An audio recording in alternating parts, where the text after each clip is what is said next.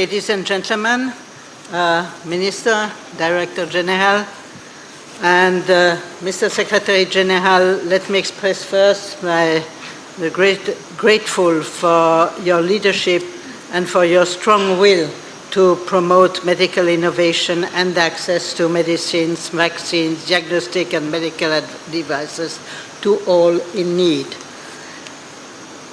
I am also grateful and express this gratefulness in the name of the members of the high-level panel for the trust you placed on us, on this group of 16 persons who showed all, and I am very grateful for my fellows, an exceptional commitment and a readiness to mutual understanding. Before co-chairing the high-level panel, I had the honor to chair the Commission on Intellectual Property, Innovation and Public Health. Our report was addressed 10 years ago to the World Health Assembly, a first step towards the adoption of the WHO Plan of Action, and other initiatives followed, either on international political level or in practical solutions, often in form of public-private partnerships.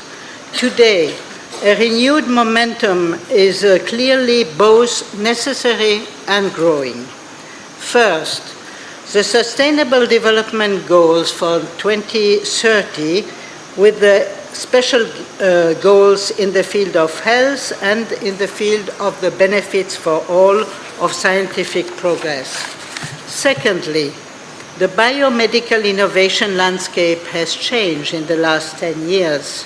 On one side, we witness a new period of very fruitful inventions, but the prices of the new medicines for cancer, for hepatitis C, to take two examples, make them unaffordable for the largest majority, paying them out of the pocket.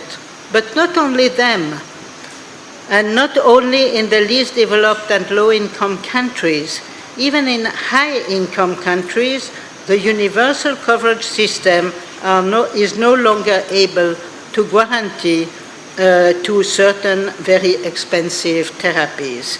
The lack of transparency of the innovation sector makes it difficult to know what these high prices are rewarding: research and development, or the profit of the investors under the protection of IP rights. Secondly, in this new landscape, for some rare diseases, for neglected emerging diseases, for addressing the challenge of antimicrobial resistance, the innovation is not incentivized by the IP rewarding system. To complement it, it is of utmost importance to develop new incentives. Third, the development of the global trade and the multiplication of free trade agreements have fragilized the flexibilities of the trade-related intellectual property rights agreement in order to protect the rights to health. We have to find a new equilibrium, a new balance between these rights and the right to health.